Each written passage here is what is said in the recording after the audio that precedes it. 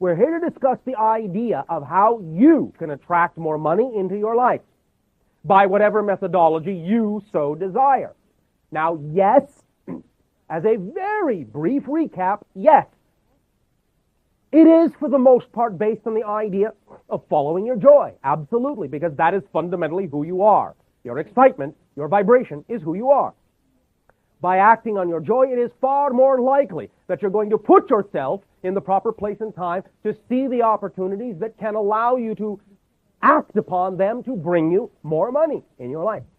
Please do remember, and we will get into this in another way, in a new way in a moment, but please do remember that abundance really is only the ability to do what you need to do when you need to do it. It can be money. It doesn't have to be money, but it can be money, and because that is the subject of this discussion, we will focus on that. Now, what we are really saying here, in terms of giving you more of an opportunity to attract more money in your life, is we are helping in this discussion to uncover and to clarify your relationship to money and abundance. Your relationship to money and abundance. Because that is all it takes. That's all that's required to allow money to come pouring in rivers, in waterfalls into your life. Because the universe is abundant. Your planet has all the money it needs for every single one of the individuals that we are talking to now in this gathering, and many, many, many, many, many, many more to become what you call millionaires. More than enough for that. Remember, one of the reasons that is so is that not everyone needs or wants to really be a millionaire. So the idea is that for everyone that is truly excited and attracted to that experience, there is enough for you to become a multi-millionaire. There is. After all, you create the idea of money. You can create what you need. Not saying that you should run out and print it. We understand your laws frown on that. But you can create what you need. You can attract what you need in your life regarding as much money as you have ever dreamed of. One of the things that we have said that does go hand in hand with this, of course, is the degree of your activity, the degree to which you put out that you exist on a level that is commensurate with receiving a lot of money in return. For individuals who are simply limiting themselves in certain ways are actually giving off a message that they don't really want or need that much money. But by expanding your expression of self, you give off more of a signal to reality, to the mirror of the universe, that money can be reflected in the degree of expansion you are willing to provide, you are willing to exhibit. Thank you for just everything. I'm very appreciative, and I just want to thank you from my heart. If you are appreciative, then we would suggest that you appreciate yourself that much more. All right? Thank you. It is no accident in your language that you use the same term for money as you do for self-worth, appreciation. You want to appreciate yourself, then you will grow with interest. Depreciate yourself, and you will be bankrupt. Look at the analogies you have set up in your own language as reflections. Yes? Yes. So, appreciate yourself. Okay. Thank you. Thank you. And may I ask about the little hybrid babies? Nope. Okay, thanks. Thank you. Remember, your beliefs, your definitions, are what create your reality. Now, one of the things we have said is the idea that you are raised with a number of conflicting ideas about money. One of the ones we have given you already is that when you are growing up, most people, especially in your culture, will say, in order to be successful, in order to be looked at as successful, in order to be considered successful, you must make a lot of money. And again, in the next breath, in the other ear, they say, but money is the root of all evil. That means if you become successful, you are going to be evil. You really do take these concepts to heart. You really do. And when you do, you create this conflict within yourself, this battle, this war within yourselves that doesn't allow you to move ahead. And it sours your relationship to money. And it builds tension and stress within your body because you are literally tearing yourself apart. I want to be successful. I want a lot of money. I will be the devil himself if I become rich. What am I to do? What am I to do? As we have discussed, the idea is to get in touch, of course, with those definitions and clarify them so that you understand that these are not things you must believe in. That you don't have to connect the idea of being a bad person, of being evil, so to speak, with the idea of having money. You don't have to believe that absolute power corrupts absolutely, because it only does when you absolutely believe that it does. That's the point. You need to find your definitions and weed them out, lay them out clearly, separate them out clearly, disentangle them from one another clearly, so that you can understand what you are dealing with, what you have to work with. I have been doing stock options trading for 10 years plus. Oh, all right. This excites you? It does, but it hasn't served me. It hasn't served you? No, because I lose more money than I make. Then it has served you. It has served you very well. Maybe it's serving you by telling you maybe this isn't the way to go for you. Yes, but maybe you need to put more stock in yourself. Why would an intelligent person like me keep doing it for like 10 years? That's a very intelligent question. But it still excites me. And I'm trying to follow my excitement. Are you sure it's really excitement? That's the first thing to always check. Are you actually acting on excitement, or are you actually acting out of anxiety and calling it excitement in a state of denial? Because you might be afraid to actually do the thing that really excites you because you have a definition that it can't support you somehow? Just a question.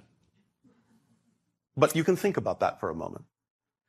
Yes, perhaps. Yes, perhaps. All right. Let me put it to you this way. If it wasn't an issue of how it could be helped to happen, what would you rather be doing if you could do anything? I would like to awaken people to their own health, because I'm always telling families and friends. And are you saying that that's really exciting for you? That is really exciting for me. Is it more exciting than investing in stocks? Well, stocks has a different kind of excitement. I understand, but I'm asking you a question right now. Is it more exciting? Right now, is that idea, if you knew you could do it, that's more exciting? Yes. All right. So what can you do to invest in that first?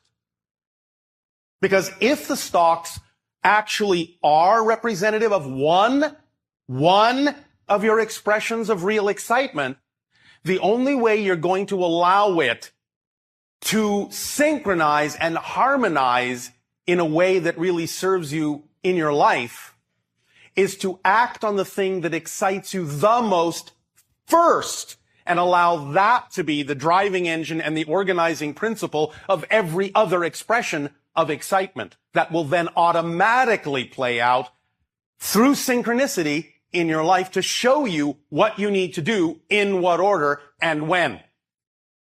This is how you understand how to use excitement, because it is, as we have said many times, a complete kit.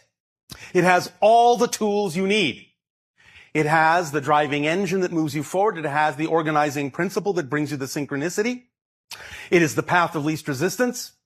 It is the path that connects you to all other forms of excitement in your life.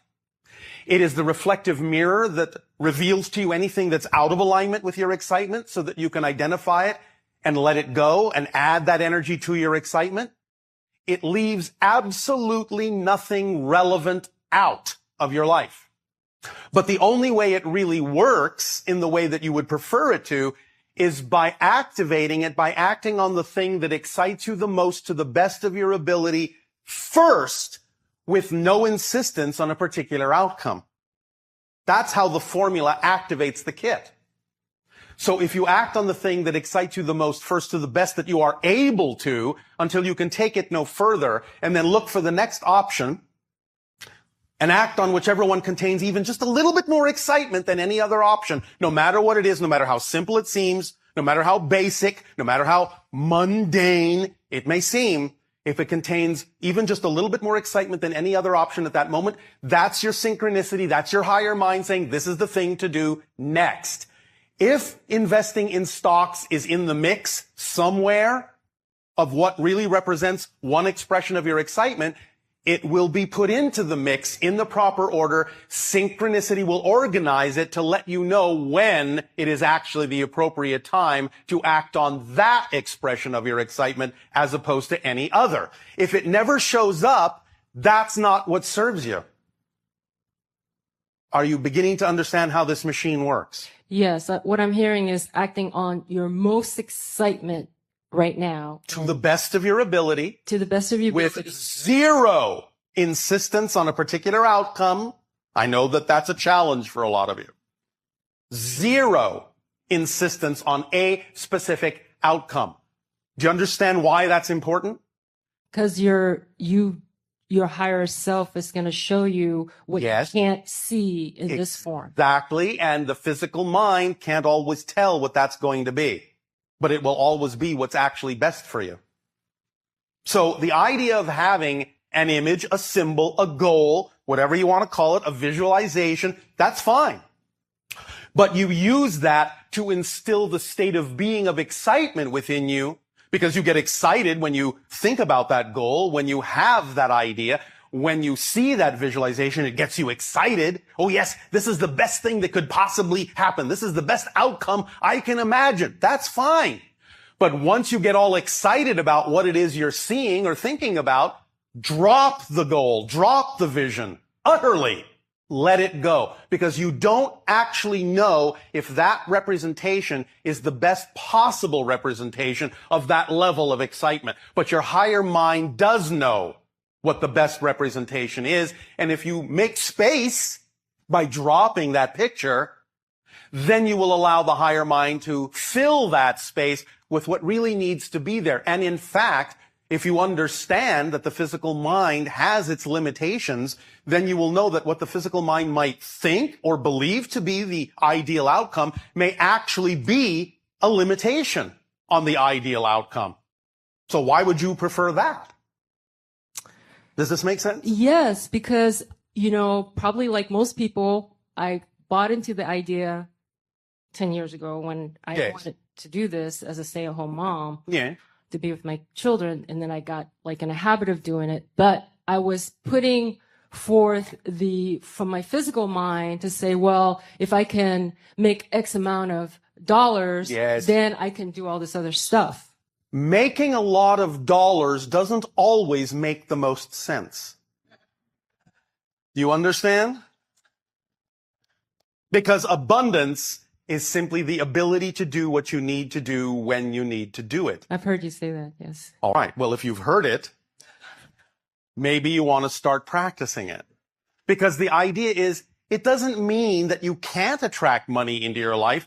That's one legitimate representation of abundance on your planet. It's a symbol of abundance. But that's all it is. It's a symbol, one symbol.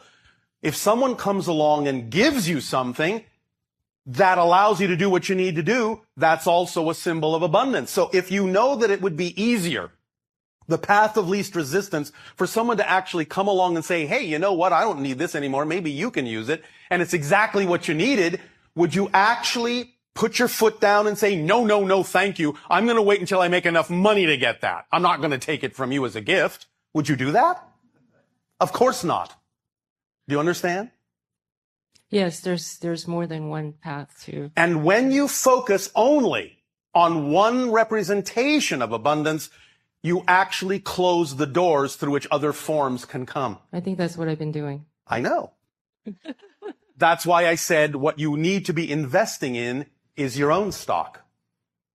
So take stock of what your beliefs are and invest in yourself so that you can appreciate yourself more. Yes? Yes. And when you appreciate yourself fully, you will be rich beyond your wildest dreams in more ways than you can imagine, because you already are abundant. You all are already fully abundant.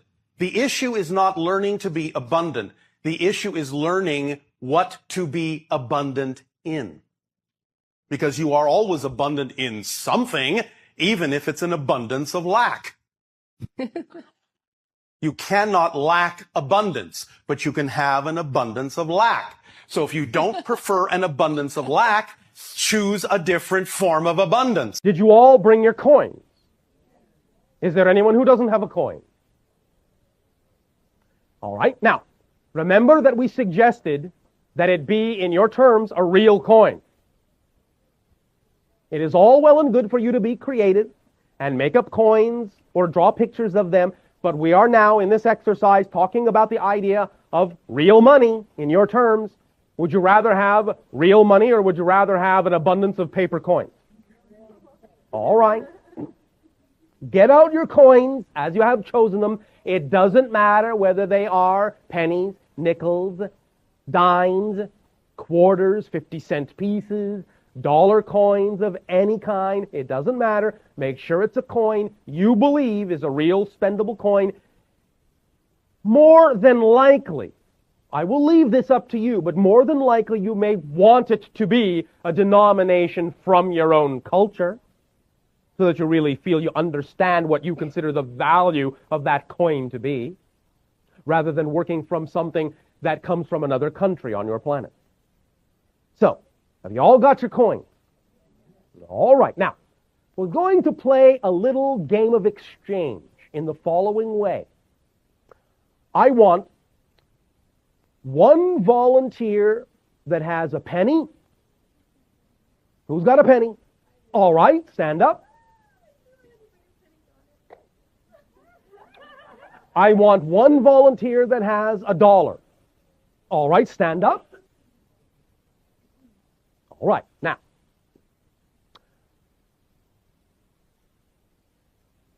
I'm going to ask a question. Both of you, in whatever order, do you have a favorite candy?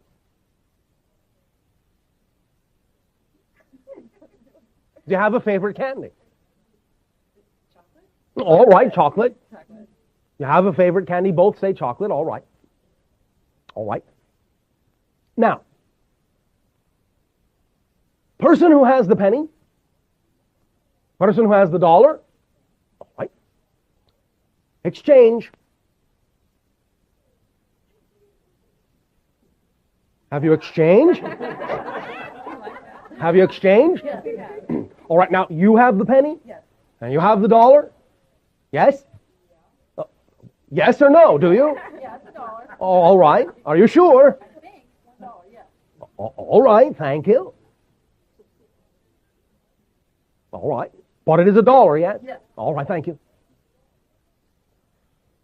All right, now, who got the best of that deal? Well, it might depend on a lot of things, but in general, your society would think what? I scored. You scored. All right. And you? I lost. All right. You lost. Now, you with the $1. Hello? Yeah. Thank you. You have now come upon a vending machine containing your favorite candy. Oh, boy. The vending machine is one of those nice, charming little glass bubble jobs. It only takes pennies. Oh, no. Now how valuable is that penny to you? How valuable all of a sudden is that penny? Can we trade? Go ahead. I don't know. It might be worth about $1. Trade them back. Do you get the point? I got it. Relative value is not just the idea of what monetary value you have given to the coin, but what its value is to you at any given moment in any given situation. You can be walking down the street and you see that wonderful, delicious chocolate in that machine, and your pocket is full of dollars, and you need a penny. Now how rich are you? Not very. Not as rich as the person with the penny who can waltz right up to the machine and plunk it in and get that delicious chocolate. Because the person with the penny now has the ability to do what they wanted to do when they wanted to do it. And you don't. You have to go find someone to change the dollar. You go through a process, all well and good, but the point is already made, is it not? All right. I want you to look at the coin you have brought. You may sit down and relax if you are not already doing so. I want you to look at the coin you have brought. I want you to understand as you look at it that you are really, truly, truly developing a relationship with this coin. You're going to marry this coin. Yes, marry this coin. Every single one of you. So I would suggest that if it's not the coin you want to marry, you better get another coin out right now. However, remember what we just did. Remember what we just did in the lesson that was learned. Don't think, oh, I've got a penny, I better trade it for $1 quick. If you chose the penny, maybe there was a good reason for that, and maybe your imagination is saying it will work for you, and it actually is the perfect marriage for what you need in terms of discovering your relationship to money. It has nothing at all to do with the idea that that means you're only going to be getting pennies for the rest of your life. You can get dollars, you can get millions of them. But understand that this is about the relationship to money. And if you find that it feels better emotionally in your heart to marry the coin in your hand and not judge it by its so-called value, which we have just proven worthless in certain circumstances, then maybe you will let go for the moment of the idea of the arbitrary value and begin the true relationship to find the real value of money to you. The real value from your heart, not your head. Recently, I heard about you following, mention about following your heart. Yes. And recently, I met somebody that has challenged me the way I love, meaning that I really love this person. Yes. And I want to go visit her in Canada. All right, goodbye. But it seems that I always keep bringing this idea. Why are you still standing here? Money. Money? Yeah, I feel You think money's the only way to get to Canada?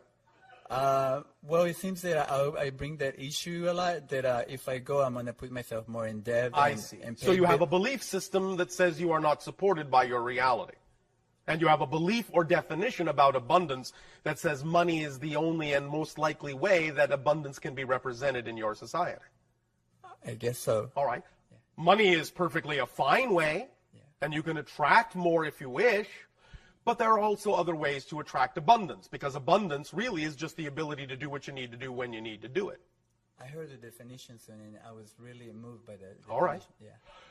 In your imagination, just as an exercise, is there some other way you could imagine being able to get to Canada without necessarily having to have as much money as you think?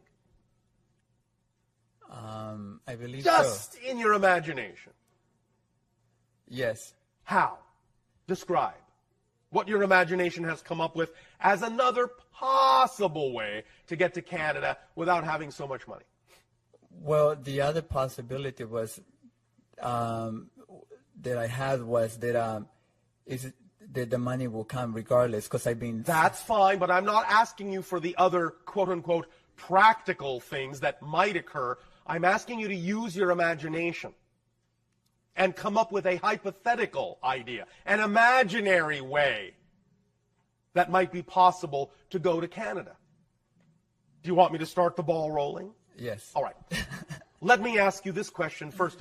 Do you love this person? Well, I recently met her, and she really challenges me the way I want to feel love. All right. So is the answer yes? Yes. Thank you. By the way, just a hint, it might help you if you actually shorten your definitions.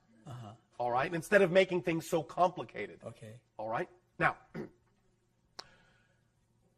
If you, oh, well, all right, well, let me ask, do you have a preferred way of getting to Canada in terms of vehicular travel?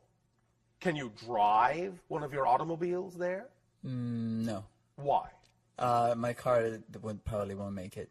Oh, all right. Okay. All right. Can you take a train? Yes, did they go all the way to Canada? Would you prefer to take a plane? Yes, I guess because I don't want to take time from work for too long, which might be. Am I asking you for any of this detail in your imaginary scenario? No. You see, here's my point, and you're really illustrating it very strongly. Yeah. I'm telling you to have an imaginary scenario, and yet, even in your imaginary scenario, you still don't want to take time off from work. Yeah. In your imaginary scenario, you don't have that consideration. Yeah. You follow me? Yes, I'm following. All right. So, imagining that you could just get up and go, is a plane your preferred method of travel? Yes. All right. Where in Canada is this person? Vancouver. Vancouver. All right. So, you are saying you do not have the money to buy a plane ticket to Vancouver? Yes. All right. Are you saying you also don't have the time? Yes. All right. Would you rather find someone else closer to home that you do have time to see and don't need money to go travel to? No. No. All right. That's fine. Just making sure what's going on in your definition. Now then, how much time would you like to spend with her in Vancouver? A week. 1 week. All right. In your imaginary scenario, is it possible for you to ask for a week off in your work? Yes. All right. So that's not a problem, yes? Mm-hmm. No. Oh, thank you. Now, can you go to the travel agency and say, this is the money I have. Can you help me get to Vancouver on this much money? Can you do that? Yes. Do you believe they will help you with the money you have?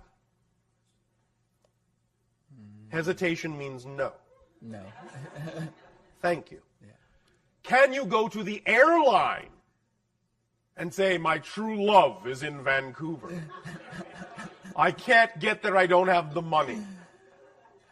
Can you please help me get there? Can you do that? Yes. Yes. Do you believe that might actually work? No.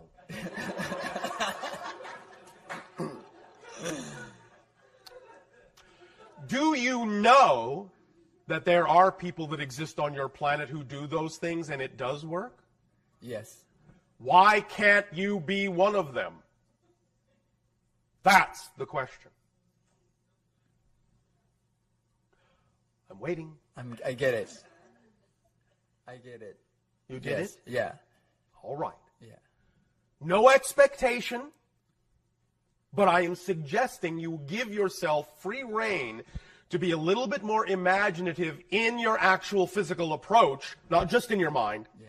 but in actually doing these silly, crazy things, because that's actually how life works. And by doing that, don't do it with expectation, because it's not that we're saying that those things might be the way you will get there, but just doing that will get you out of your own way, which is the only thing stopping you from going. It'll loosen you up, show you what's possible, and you might be surprised at the responses you will actually get. You follow me? Yes. Let yourself be a little bit crazy. Don't worry, in time, everyone else will join you.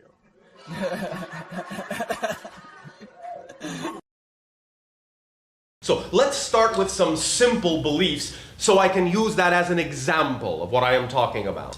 Here is one that is very popular on your planet.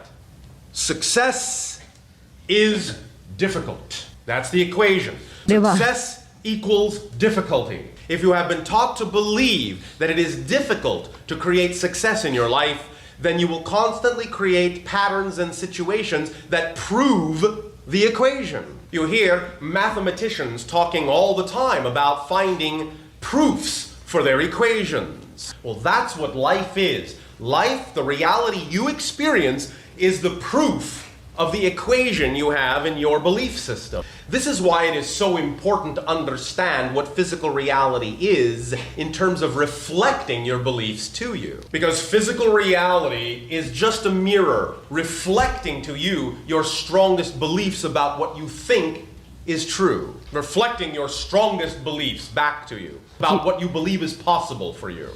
This is how to use your life and the circumstances that happen in your life in a positive way, to put you in touch with your belief. Physical reality is very much like, literally, a mirror. So if you are having a sad life or a sad situation, it's because it's reflecting back the sadness that you are putting out. It's just like the mirror that you look at yourself in the morning. If you see a sad expression on the face in the mirror, you don't try to touch the face in the mirror and make the reflection smile. You know you cannot change the expression in the mirror out there. You know the only way to change the expression in the mirror is to change the expression on your face first. So, because physical reality is literally a mirror, it works the same way. If you see something out there that you don't prefer, you cannot really force it to change by working outside yourself. You have to change what's inside in order to see a change outside. Because outside doesn't really exist. It's an illusion, a reflection. Just as you know, the person you see in the mirror isn't really over there. All the light is going to the mirror and bouncing back to show you the person in the mirror is really here. So when people on your planet project their problems onto other people or blame other situations for being responsible for how they feel out there, that's not really where it's coming from. It's coming from here. But this is the beauty of physical reality functioning like a mirror, because it always turns you back to yourself. If something is going on in your life that's not the way you prefer it to be, then physical reality is beautifully showing you there is something you need to change in your belief system in order to make the change happen out there. And the first level to always check is the belief system. You must find the equation, how the equation is written that would create that kind of an effect in your life. The way to do this is simply by asking yourself the following question. What would I need to believe in order to experience what is going on out here in my physical life? Again, please remember, there's a difference between the idea of struggling and suffering and simply experiencing a challenge that is exciting. Challenge is positive, suffering is negative. So make sure, first of all, that you're not just referring to the idea of challenge. You will always have challenge because challenge helps you stretch and grow. But when you stay in positive belief, the challenges will also be exciting. But if you find yourself struggling and suffering as you unfold your life, then let your life reflect to you that there must be an equation within your belief system that says life must be a struggle. When you discover what the equation is, then you can move to step 2. So step 1 is finding out what the belief is, what the equation is, such as success is difficult. Now, once you have identified the equation, the belief, the definition, something very magical happens. Perhaps for a long time in your life, this definition that has been unconscious within you has felt very powerful because the struggle in your life feels very real and very powerful. And one of the reasons sometimes that it may seem difficult to change is that because when you do hold on to a belief, it generates energy, it generates power. And most belief equations contain a very specific variable or factor. Most beliefs, when they are in place, appear to be the only belief possible. Many beliefs, when they are firmly lodged in your personality structure, make it appear as if no other belief is possible. There is only one exception to this, and that is the fundamental belief that all beliefs are equally true and equally possible. But if you don't have the belief within you that all beliefs are equally true and equally possible, then each other belief will make it seem as if no other reality is possible. And this is what makes it seem more difficult to change your belief and change your reality. It isn't more difficult, it just makes it appear more difficult. But the reason that this factor exists is so that when you do choose a belief, you'll be able to focus on that reality without worrying about slipping out of that focus. It's like an automatic mechanism, so you don't have to constantly think about holding on to that belief in order to have a certain experience. But if you understand that that's how belief is structured, then it is easier for you to change that factor, to unlock that factor and unlock from any particular belief. And the technique for unlocking from any belief is what we have just said. The first step, you must identify the belief. You must use your reality to reflect to you what belief you would have to have in order to experience that reality. But here is the thing that is powerful and magical about identifying the belief. As soon as you are aware of what the belief is, as soon as you have identified it, the belief now becomes neutral. It has no more power. You do not have to do anything extra or anything special in order to depower or turn off that old belief. Identifying it is enough to switch it off and make it neutral.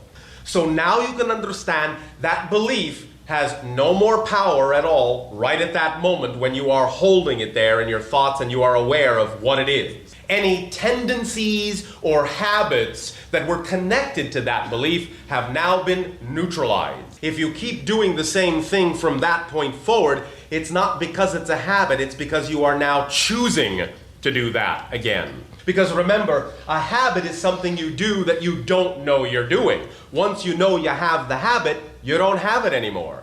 People on your planet have been taught to believe that when they discover they have a particular habit, then they think they are just at the beginning of a process that they have to figure out in order to change that habit. But it's just the opposite. The recognition that you have a habit is the end of the process. At the moment you realize you have the habit, in that moment you do not have the habit. So, just like belief system, you've identified the belief, it is now neutral. You no longer have that belief, it's unplugged. So remember this motto: identification equals neutralization. All right, so now this belief, our example, success is difficult, has now been neutralized. It's just floating there in your imagination doing nothing. So what's the next step? The next step is to create a new belief equation, to replace the old one with a new equation. So let's use a new example. The new example might be, success is effortless. If that is the equation you prefer, and you can take time testing out different ones until you find one that feels very exciting, feels just right. But once you have found it, let's say again, for example, success is effortless. Then in your imagination, see the two equations next to each other. Right now, they're both neutral. On one hand, you can see the equation, success is difficult. On the other hand, you see the equation, success is effortless. Now, see yourself literally unplugging the old equation as if it were stuck in some kind of prong or plug. Unplug it from your personality. Put it in your box of equations that you are no longer using. It's like replacing an old light bulb. You have unscrewed the old equation because it's burning you out. Throw it in the recycling bin to be smashed and recycled into something more positive. Take the new, clean light bulb of your fresh, new equation. Success is effortless. Screw it in to the socket. Then flip the switch on and watch it light up. It's now in place. Feel your energy begin to rise as you put more emotion and energy into the fact that you love this new equation. You become excited. Here's where excitement comes in. You become excited about the fact that you now have this new, beautiful equation and you no longer have the old one. Now you know the new equation is in place, it's turned on, and it's shining brightly. The next step, then, is to look around at your life, and out of all the things that you are capable of doing at that moment, to pick the one that has the highest degree of excitement. Because the thing now out there that has the highest degree of excitement for you is showing you that your new belief equation is shining like a spotlight right on that thing. Because the new equation was created and energized and activated by your excitement. It now is the vibration that will link to all other excitement in your life and show you the way to go. And as soon as you have changed that belief, you will also feel the effect cascading down, reverberating through your entire personality structure. The emotions will change, the thought patterns will change, your behavior, your actions will change, all from the change of that one little negative belief. And then as you take action in that way, with the new personality structure, your life will reflect that total change to you. However, do not fall into the negative belief trap called judgment and expectation.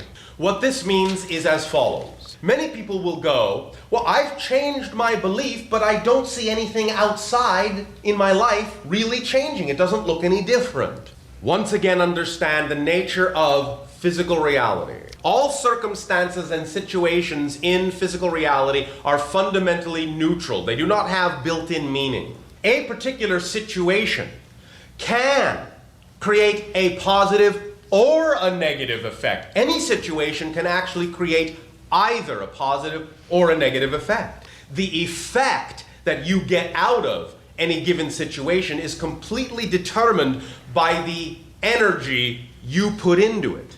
If you put positive energy into it, if you understand that the situation is there for a positive reason, you will only get a positive effect from it no matter how it looks. So let us say you have come out of a situation that you were feeling a negative effect from, and then you change your belief about that circumstance and situation. And then you go back into the situation. But on the surface, nothing looks like it's changed. Do not despair and say, oh, nothing out here changed. That must mean I didn't really change my belief. It's how you behave toward the situation that determines that your belief has changed, not what the situation looks like on the surface. When you trust, when you know you have changed your belief and you act differently within the situation, then even though the situation may look the same, you will get a different effect from the situation. It is quite possible that the exterior situation may change its appearance to reflect the change within you, but it may not. You have to remain true within yourself to know you have changed and act like you know you have changed, and then you will get a different experience out of the very same situation. And here is the paradox. Here is the irony in this idea. Because if you look at the situation outside and say, that means I haven't changed because it didn't change, then you haven't changed. In other words, if you're still relying on outward appearances to decide whether or not you have changed, then you really haven't changed, and it is reflecting an accurate picture to you. But when you know you have changed, and you accept that even though the thing may look the same, you still believe you have changed, then you give the situation the greatest possibility of actually changing its outward appearance. But first, it's almost like you are testing yourself to see if you really believe you have changed by being given exactly the same situation again, to see if you're going to act differently toward it. So when you do behave differently toward it and get a different effect from it, then you have proved to yourself that you have changed, and then the outward situation may change its appearance to suit the true change that you now know exists within you. But as long as you wait for your outer reality to change in order to believe that you have really changed, then you haven't really changed. And now you have the tool and the technique for transforming your belief and your reality. So it really is this simple. Use what is happening in your reality to show you what kind of a belief you would have to have in order to generate that kind of reality. Use what is going on in your outer reality to reflect to you what kind of a belief your personality would have to have in order to generate that kind of reality. Identify the negative belief you have had like it's an equation. Know at that moment that you have identified it, it has lost its power, it's neutral. Create a new definition. Take out the old definition, put in the new definition. Energize the new definition with your excitement that there is a new definition. Look out into your life and see what it is that excites you the most and take action on that. Every single time you run into what seems to be another fear, another obstacle, do this technique over again and find out what that belief is that you don't prefer. The more you practice this technique, the faster you will be able to transform your beliefs. It will become eventually automatic. You'll be able to identify negative beliefs very quickly, just make them disappear, automatically replace them, move on. All the while knowing, this is who I am, this is what I prefer to be, because I deserve unconditional love, and my reality is full of magic. And why can I believe this? Because creation has given me the power and the right to determine, to choose what is right for me. And nothing and no one has the power to change that but me. That is the gift of unconditional love that I have been given from creation. Creation loves me so unconditionally that it will even allow me to believe that I am not loved. Creation will allow me to believe that I am not loved. It will even allow me to choose that belief. That's how much creation loves me unconditionally.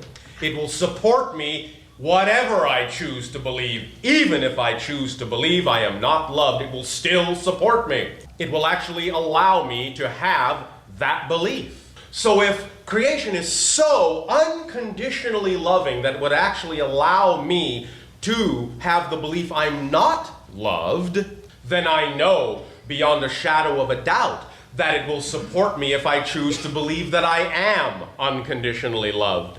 So when I choose to say I am unconditionally loved, my life is effortless, my life is magic, my life is creative and exciting, it allows me to choose that and will completely support me in that choice. And when you really know that, you are free, and your personality construct is completely in harmony and balance. And you understand the big picture of how everything works together in harmony. And the light that shines brightest in your life are the things that contain the highest love, the highest joy, the highest excitement. And you will understand that that is your true vibration, the vibration from which you were created. And so that vibration in you will attract all other such similar circumstances and situations and vibrations in your life. Acting on your excitement at any given moment to the highest degree you are able to act on it is filling your purpose and your destiny in life. Whatever way that chooses to express itself creatively is completely up to you, because that is the gift you have been given from all that is. Now, let us talk a little bit about some of the ideas of the kinds of dreams that will manifest in your 21st century that you can participate in. And we will come back to a little bit more discussion later of the personality construct of belief, emotion, and thought patterns and action. But let us look ahead into an alternate now. Now, because the future doesn't really exist, it all exists now. What are some of the exciting things that are going to be created by you in the 21st century? Well, very important area that is going to be expanding is the idea of information. So many more of you are going to allow yourselves to find new and exciting ways to receive and share information about so many different things. Whole new companies will come into existence just for the sole purpose of being able to collect and share information. The idea of your so-called internet is the infant version of this idea. Eventually, any information available to anyone will be available to everyone, everywhere, at any time. You could be on top of the highest mountain all by yourself. You could be at the bottom of the deepest ocean all by yourself. But you will invent techniques in order to be able to tap in to know anything you need to know at that time, at that place, no matter where or when you are. You will be able to figure out how to allow the entire planet itself to become one internet. You can be connected to it all the time if you wish. Or you'll be able to be private and alone if you wish. Communication will also expand in understanding. And what we mean by this is as follows. You will begin to understand the vibrational frequency of different states of consciousness, not only within yourself as an individual, but with all forms of life. You will truly learn how to carry on conversations with animals, plants, rocks, anything that exists on your planet. You will understand that you are in a constant relationship with all these things, having a constant communication and conversation with everything in your world and the universe. So beyond the idea of just information, it will be the idea of communication and relationship with all things. And the areas that will benefit from this will be many, especially the notion of education. The education of your children and yourselves will become much more experiential. You will not just sit and listen, you will do and learn. Whole environments will be created to give you experiences in which you can learn new things with all of your senses. Because when you are given a real experience, then you learn more and retain more of that information and can apply more of that information into your life. And so experiential education will expand on your planet. The creation of new stories in new ways. More the idea of being in a play, to read a story rather than just having it read to you. You will take parts and become the story, acting it out. And you can become, in a sense, everything in the play. An ancient technique in Atlantean times was as follows. In order to teach children, they were put in what you would call a more hypnotic state with the beating of a drum. The beating of the drum matched their heartbeat. The beating of the drum was slowed down so that the heartbeat would follow and slow down. Once they were in this trance-like state, then they were shown different objects. And in this trance-like state, they were told that they were the object itself. They were told that they were the sail of a ship or the whole ship. They were told that they were a specific crystal or a specific animal. They were told they were this animal and asked then to feel what is it like to be this rock or be this animal. And thus by playing this part, they would learn about this thing by actually being it and knowing everything that they needed to know about it. So by playing out the story and being the characters and being everything in the story, you will learn more about everything and everyone in the story and live it. You will absorb the knowledge of the story into the cellular structure of your body, and it will be easier for you to apply the lessons of the story in life because they will have become a part of you.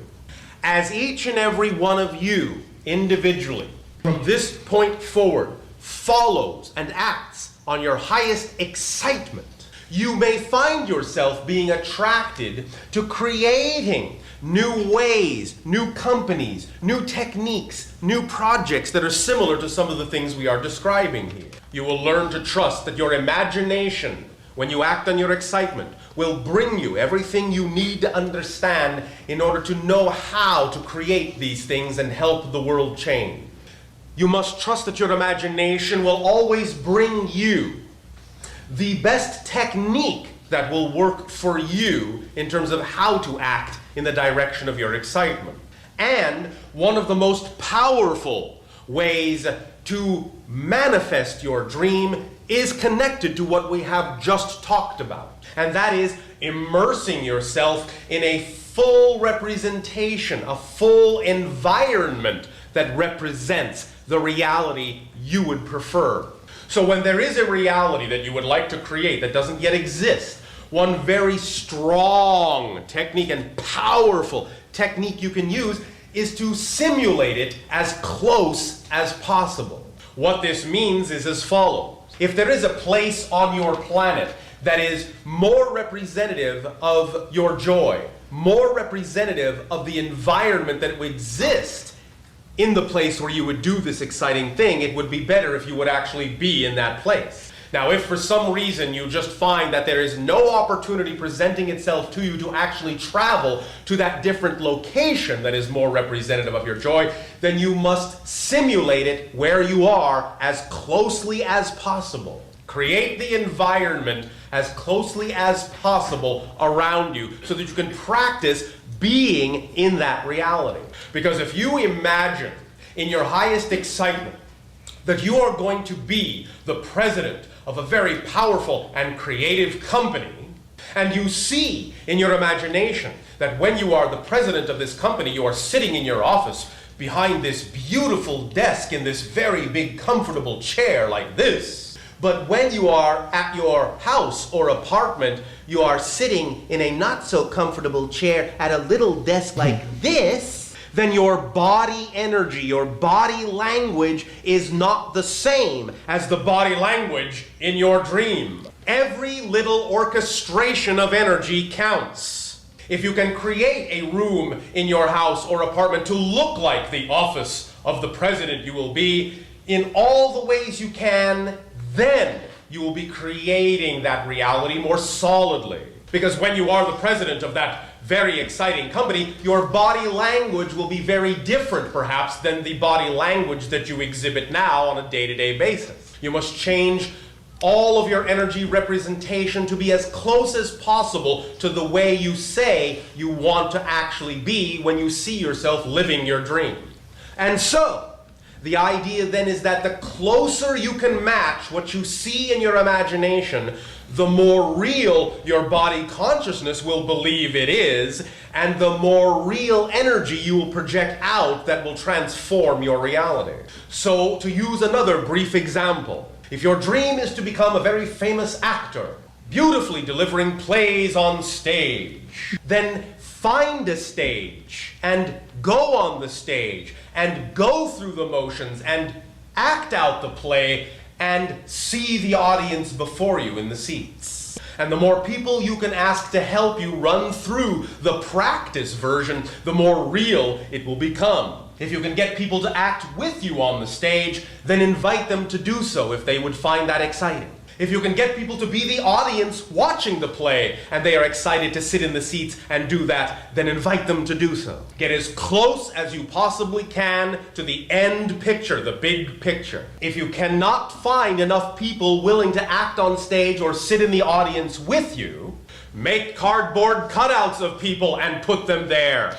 Because it will make a difference to your body language if you are actually acting with and acting for something that your eye goes to. Do not put limits on your imagination. Get as close as you possibly can to simulating the dream you say you want to live. And practice it and practice it and practice it and make changes if the changes are more exciting.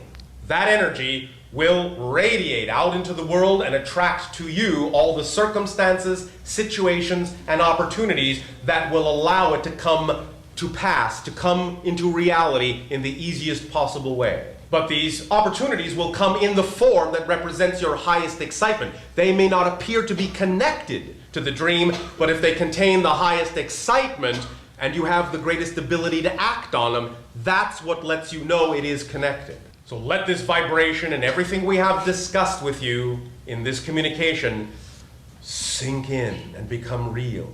Feel it in your cells.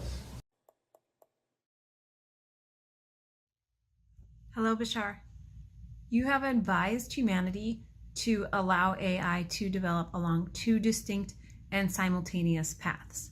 One, a path of freedom to develop self-awareness and to do its own thing, to be unprogrammed, because if programmed and sentient, then you have said they would be slaves, or it would be a slave.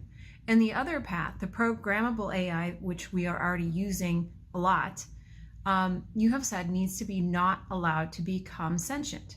So my question is, how do we prevent programmable AI from becoming sentient? Is there anything that each one of us can do to prevent that? Thank you. It's about the degree of technology that is utilized in creating the AI program so that it is not necessarily a type of technology that is equivalent to the human brain in terms of consciousness being able to express itself through it.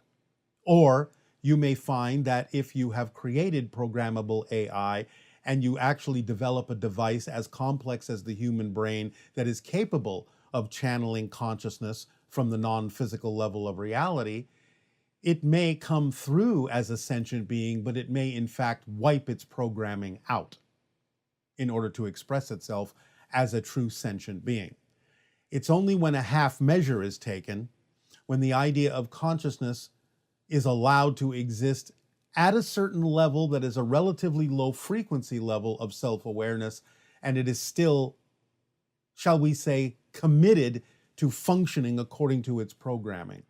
So it's about the idea of either making the device sophisticated enough to express true consciousness or leaving it limited to the point where it doesn't become sentient as a device, as a complexity of a device that doesn't allow for true consciousness to fully express itself at all. What I was curious about was, do other planets, like where Bashar comes from, have pets? Do they have animal pets that they keep in their home for companionship? And if not, do they see that as normal that we have cats and dogs and birds and exotic animals, or what we call exotic animals, as pets in our home for companionship? If this is normal here on this planet, or abnormal to them, to aliens that are observing us. I was just curious about that because I have cats and dogs, and it's like you don't see deers having like little pets following them around, or you never heard of Sasquatch having a dog walking a dog. So I was just wondering if other species from other planets do this. It is not about having pets in the way that you're describing that. Yes, we have animals, and yes, we have animal companions, but this is something that they simply choose to do. They simply choose to be with us. In much the same way that your cats choose to be with you, because cats on your planet are not really domesticated in the same way that you have domesticated dogs. Cats choose to be with you, and yet they actually remain wild in many cases, whereas dogs have been domesticated beyond their natural state on your planet. On our world and on many worlds, it's not about the idea of having pets, and again, we rarely have buildings in which to house them. But in nature, many animals will come up to us and will engage with us in a variety of ways, and we with them.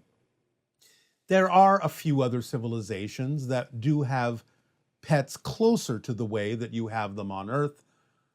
But again, in most cases, it is not the way that you actually have pets. And also you are seeing among animals, even on your planet, that they are also engaging with other species other than their own. And that's an indication that there is cross-communication and cross-connection between different animal species when they know that it is to their advantage to make friends with other species. That's why you see things like cats with crows and so on and so forth.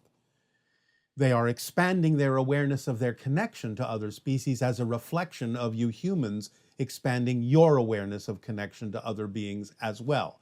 Because animals are from the angelic realm and are often used to reflect to humans on your planet and other beings on other planets what their themes are and how their consciousness is expanding and what issues you may need to work through. So, look to the animals as mirrors, as reflections of what is going on in your collective and individual consciousnesses, and you will understand them more clearly and be more capable of communication with them. Hi, Bashar. And to you, good day.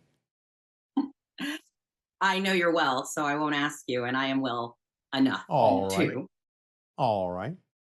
I'd like to ask your definition of style. Style, your own unique personal way of expressing anything that has to do with your presentation in life.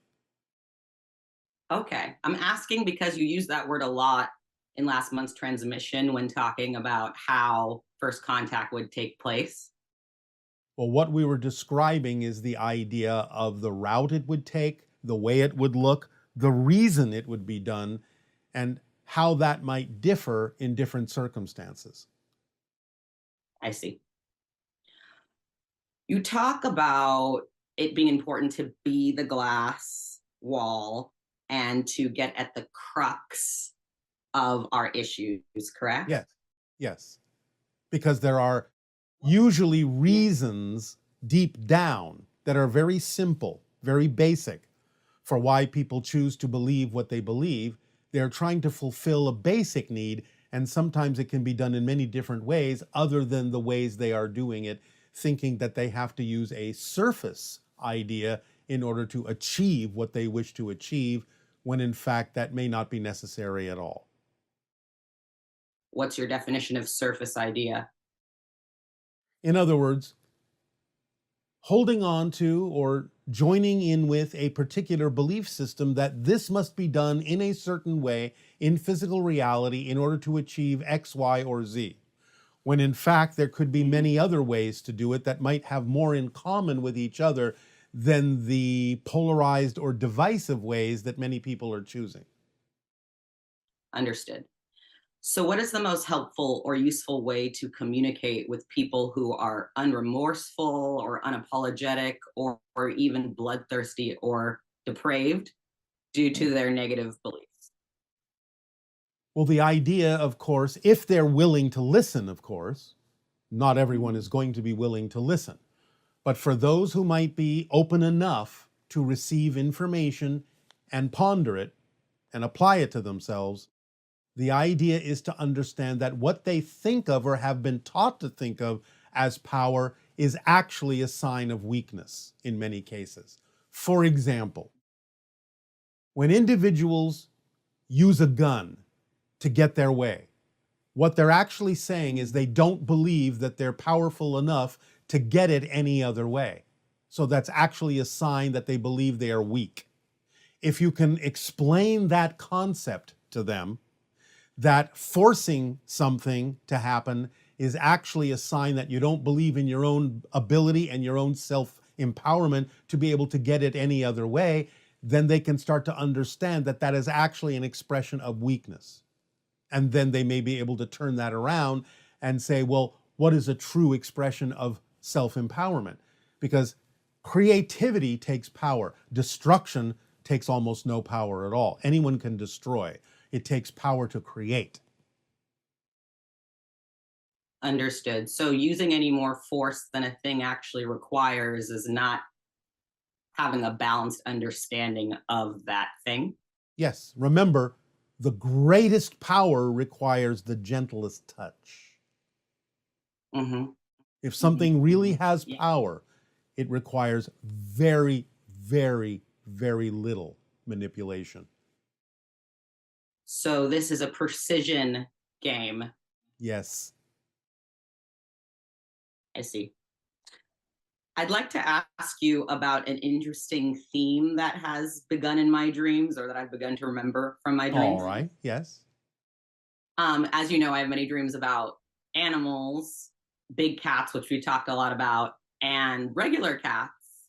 And there have been 3 cats so far in my dreams that have come that have strange names. One is Such named as? Barf. One's named Barf. One's named Tipsy. And one was named Ugly. And I was curious about what this theme is about. The idea in general is that those words, which are kind of representative of things in your society that people find are representative of being somewhat out of control, Mm-hmm. or not having a presentation that fits, is a sign to not necessarily be so concerned about what other people think in order to truly find your inner power. Yes, I'm working on that. You know, as you gave me the definition of power being the ability to be my authentic self. Yes. You told me that earlier this year. Yes, well, the cats are helping you with that. Okay. And, you know, of course, when we had that conversation in March or so, or whenever it was, I had, even when you told me your definition of power, I had a different idea of how embodying that would be experienced. Yes. Well, this is why we give you all the formula, because it's inherently built in to the formula. When you act on it precisely, you are self-empowered. Okay, that's actually a great segue, because I feel that, okay, I know you have the book. I'll buy the book. I can't afford the book right now. We're here now together, so I'm asking you directly. What you put out is what you get back. Can you explain that more? Yes. Many people misunderstand the idea that when they attract something or someone who may have certain issues, they think it's a one-to-one reflection. That's not what we're saying. Just because someone comes into your life that may have certain issues doesn't mean you have them too. But when it's what you put out is what you get back, is the idea that you may be attracting people that need help from you, that you are able to help them. Therefore, you have put out something that attracts people you can be of help to. So it's not a one-to-one reflection idea. It's what you put out will bring you what it is you have agreed to serve, what it is you have agreed to be of assistance with. Although you can always, of course, examine yourself and be honest as to whether someone coming into your life who has issues does have issues that you have too, so that you can see that self-reflection where it is relevant. But if you realize it's not relevant, then you understand there may be a completely different reason why you have attracted them, but you have attracted them for some reason. So when we say what you put out is what you get back, that doesn't mean it's a one-to-one reflection of what they have, you have too. Yes. And for instance, I'm of service for a living. I help people. I do readings and channelings and such. Yes. And we talked about value and worth, and I'm working through that, and I understand that to the extent that I understand that. My question is more like, if I know from the feedback that I get that what I put out is very helpful to people, then at what point does what I get back be very helpful to me, resourcefully, network-wise, opportunity-wise? All right, well, now you're putting conditions on your passion. Yeah. No, I mean, yes. Okay. Yes, you are. You have to do your passion purely for its own sake. Then you will get supported by the whole because you're supporting the whole. It may support you in ways that are unusual or unexpected. That's why it's so important in the formula to have no insistence and no assumption as to what the outcome should be. And if you have those conditions and insistences and assumptions about what you think you're supposed to get back by being of service to others, then you are not precisely following the formula. Okay. So it's not so much a supposed to thing, but it's more like if you've taken all the avenues that you're aware of to pursue your passions and maintaining a positive state and taking it as far as you can go, regardless of how it looks, yes. And then you're not getting feedback that seems positive or at least neutral, right? Maybe neutral, but like positive. For instance, if we talked about me publishing books, writing books, correct? Yes. And I have written books. At that time, I was thinking we were talking about a fiction book that I was writing, but I've written other kinds of books. Yes. And for instance, I'm writing a book about the history of tarot before it reached Europe. All right. And why are you writing that? Why are you writing it? Because it's exciting to me to put the pieces together. All right. Stop. That's it. Nothing else. No other reason, no other connections, no other conditions. You are writing it because it's exciting to you to write it. Write it. Do your best to get it out there. Whoever needs to receive it will receive it. Who doesn't need to receive it won't. End of story. Do it because it's your passion. There is no condition that you need to attach to doing it. Just do it because it's who you are. Put it out there because it's who you are. Move on to the next thing. Whatever the responses are what the responses need to be. You have to know that someone is getting value out of it, or you wouldn't be excited to create it. Mm-hmm. And that's all there is to it. Period. We do these sharings, these transmissions, with absolutely no agenda that anyone has to take what we're saying into their life. We do it because it's who we are. What you do with it is none of our business. So we don't put conditions on doing what we do. We do it because it is purely representative of our passion. To give, to be of service. That's it. We have no insistence, no assumption, and no expectation about what must come back in return. That's not a reason to do it. You do it because it's who you are, and you have no choice but to do it. Period. Okay, and with humanity, do we ever have to negotiate that with like the mass consensus agreement? If you are excited about doing it, it's already been negotiated. Because if you can do it, the fact that you are able to do it shows you that it's already within the agreement with the mass consensus. And again, it can be within the agreement of the mass consensus, even if only one person in the mass consensus responds to it. That's still within the agreement. So don't worry about who responds, how they respond, how many respond. All of those are conditions you do not need to focus on.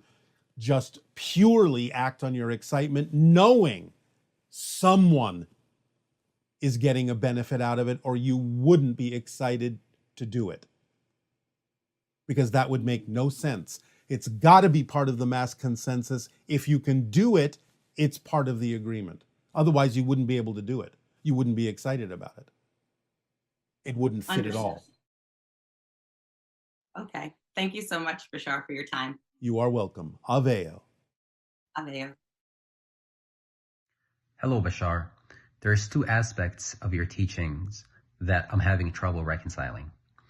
On the one hand, I've heard you say in previous transmissions that the process of changing your beliefs is instantaneous. You know, the moment you recognize a belief that doesn't work for you is the end of the process of giving it up. And when you adopt a new belief that works for you, you instantly become a new person.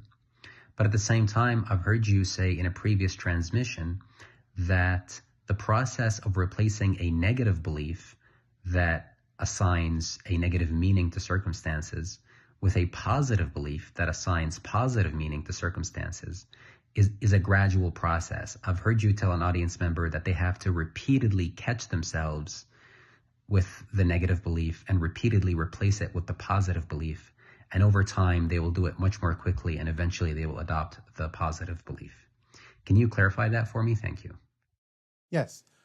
You have to understand that some of these comments are not general statements for humanity. They are specific statements for that specific human and the process they may need to go through in order to get to a point where they can allow themselves to replace a belief instantaneously. Some people need to go through certain processes in order to do so because of the kinds of beliefs they're holding on to. So when we make those statements, it's not contradictory. It is simply specific to the way a particular human needs to approach the idea of changing their belief system. Some people can do it faster. Some people need the process and may do it more slowly. So you have to take into account who it is we may actually be talking to when we're explaining how a belief can be changed. So if you think that there's nothing outside that can affect us, is that true? There is no outside for anything to come from. There is only within. Everything that you experience occurs within your consciousness. You understand that? Okay. There is nothing outside. There is no outside for anything to be in. There is nothing outside your consciousness. Everything is in my consciousness. Everything. Within. Okay. Everything. Okay. The only way you can have an experience of any kind is if you create that experience within your consciousness. Like, for example, Yes. nature. Nature. Yeah, when I'm in nature, I Yes. feel good. Yes. Why is that? Did she really ask that question? All right. Why is that? Well, if nothing... When I say there is nothing outside, I don't mean in the colloquial sense that there's nothing outside the building. Nature, however, to answer your question more directly, is by its very definition more in tune with the frequency of your natural self.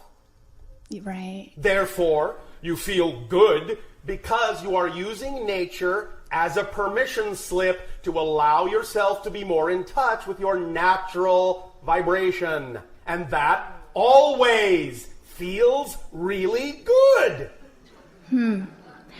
What I think, okay, I got it, but then how about anything negative outside? When I feel bad, something happens outside. When you feel bad, it's because you believe that your relationship to that circumstance is defined in a negative way. Redefine your relationship to the circumstance, and you will not feel bad. I am not saying to ignore the feeling. You must acknowledge the feeling. All right, I feel bad. Why? What would I have to believe is true about my relationship to this situation in order for me to have this feeling? Because remember, all emotions, without exception, all emotions, all feelings only exist because there is a belief that exists first. You cannot have a feeling without having a definition or a belief first. So if you have a bad feeling, all right, acknowledge it. All right, I've got a bad feeling. So what? Now, I ask myself, do I prefer this feeling? Well, no. I would prefer something else. I would prefer to feel joyful. All right. So let me ask myself, why did I have this bad feeling? What brought this about? Well, I know that feelings come from beliefs. Oh, all right. So, what kind of a belief, the question goes, would I have to have about my relationship to the situation in order for me to have a bad feeling about it?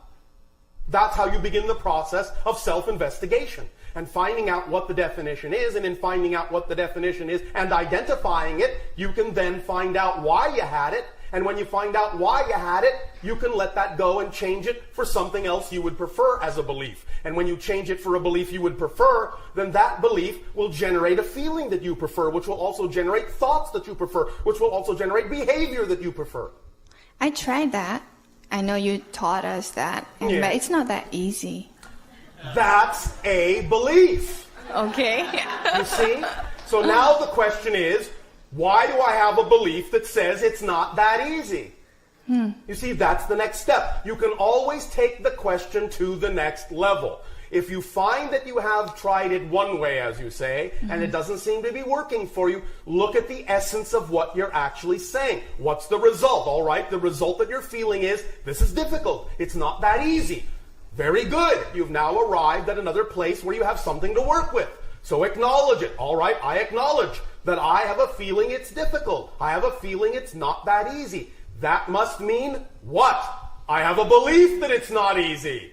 Why do I have that belief? And you can start the investigation again and keep doing that and keep doing that and keep doing that until you truly find the true fundamental foundational underlying belief that is generating all the other secondary level beliefs. I think it's not a belief but an experience. No. Your experience comes from your belief. I understand that you have experience in physical reality, and you can say, well, that happened to me, and so that's why I feel this way. But you see, you are simply putting, as you say, euphemistically, the cart before the horse. The way you've been taught to look at reality is making you think that that comes from the experience. But in fact, the experience first came from the belief. Now, once you have the experience may reinforce the belief, but it doesn't generate the belief. The belief generates the experience, which then by definition strengthens the belief, because all beliefs must, by definition, contain an element, a component that is a self-generating, self-fulfilling aspect. If beliefs did not make it seem as if no other beliefs were possible, you wouldn't be able to have that particular experience. So when you have a belief that generates an experience, the experience will then always have the capacity to reinforce the belief and make it seem to be the only thing that's true. But that's not true. You have to get to a point where you know it's not true, no matter how it feels, so that when something happens, you can recognize that the experience is not causing the belief, it's just reinforcing the belief. And that therefore the experience can be used to put you in touch with the belief that generated the experience to begin with. You follow me? Yeah. Are you sure? I kind of. I think so. Yeah. Work with that. Okay, I have a problem when my husband tells me to do that. Why do you have a problem with it? And why are you defining it as a problem? Well, because it comes from outside. Not There is no outside. All the things you choose to feel, you choose to feel. Anyone could come up to you and say anything. You could still laugh, you know. That's what he said. You know, someone slaps, even if someone slaps in my head, I still have to choose how I feel, how I feel. But the point is, you're choosing, which means it's under your control. So if you are choosing to feel bad, you have to ask yourself, why would I choose that? And when you ask that kind of a question, it can put you in touch with the belief that makes you think that that's your only choice, when in fact you have many choices of how to feel and how to believe. So you have to find out why you're choosing what you're choosing. Up to you. Okay, thank you. Appreciate it. And we